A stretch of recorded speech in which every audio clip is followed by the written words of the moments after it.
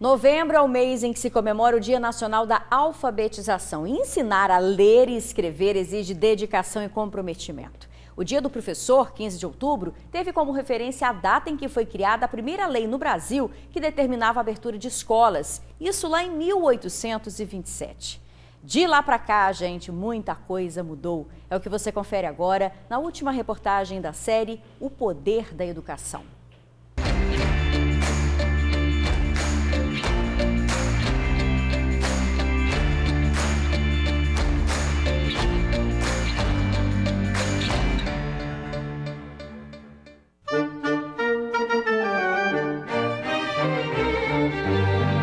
Aula de meninos de Manuel das Neves Xavier. 79 matriculados. A letra do professor é sofrível. 60 de frequência. O menino lê bem, mas um pouco cortado. Já decoraram toda a gramática e agora começam a regra. O segundo lê hesitando. Gramática, a mesma coisa. Não sabe a divisão, não sabe nada de doutrina. O professor não me parece cuidadoso. A letra dos meninos é sofrível. Palavras que foram escritas pela maior autoridade do país há pouco mais de 150 anos. Este foi o cenário da educação capixaba encontrado pelo imperador Dom Pedro II durante uma visita ao Espírito Santo, isso em 1860.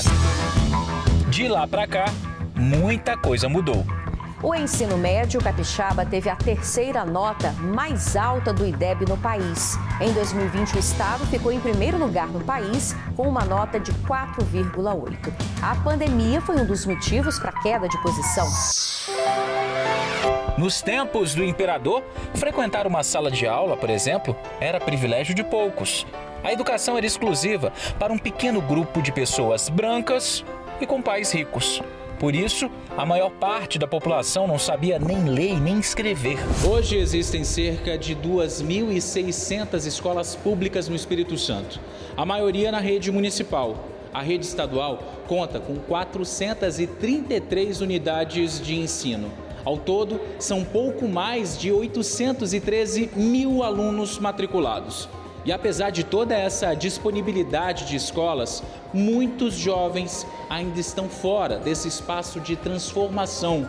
E os motivos são os mais variados. O ensino médio ele é meio complicado. O aluno entra num serviço, num trabalho, aí não consegue conciliar porque tem que trabalhar num turno, estudar no outro, às vezes tem que ajudar em casa, também acaba engravidando, também sai de licença maternidade.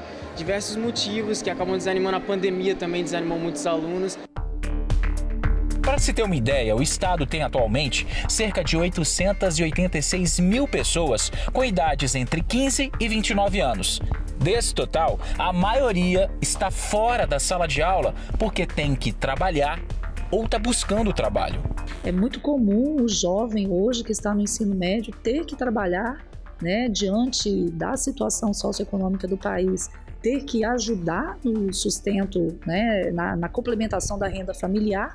Para isso, ele precisa, muitas vezes, deixar de estudar e isso vai gerar, com certeza, um problema para o futuro. Isso sem falar nos que não trabalham e nem estudam.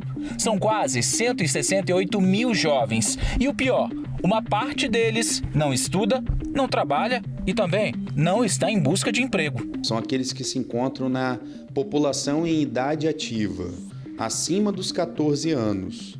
E chegando aí aos 30 anos de idade.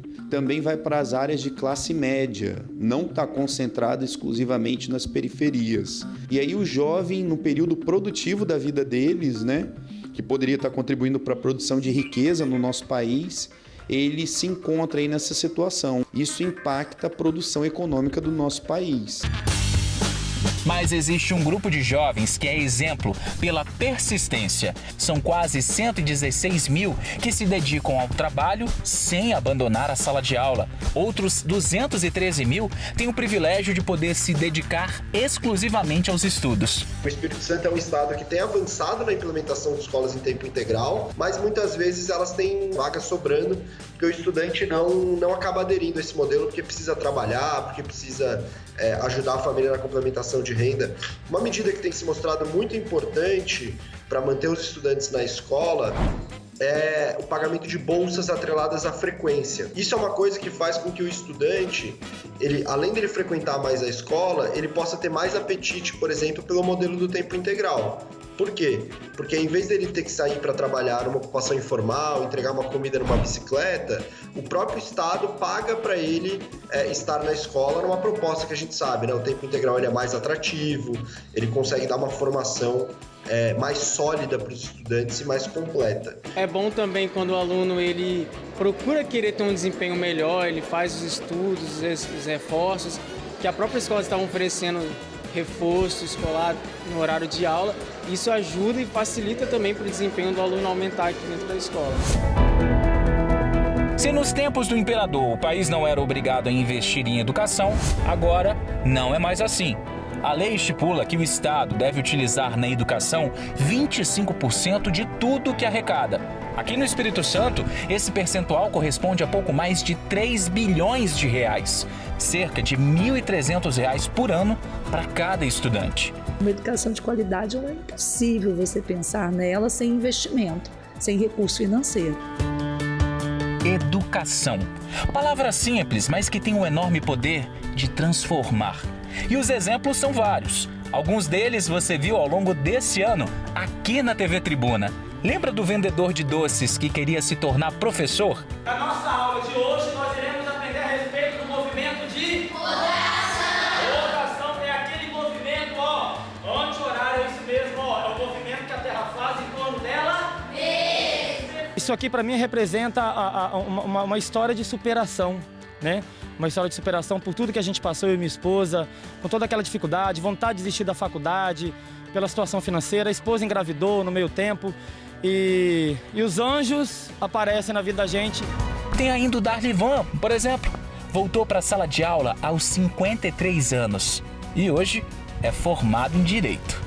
Estudar é uma realização de um sonho. É como um farol que brilha no escuro.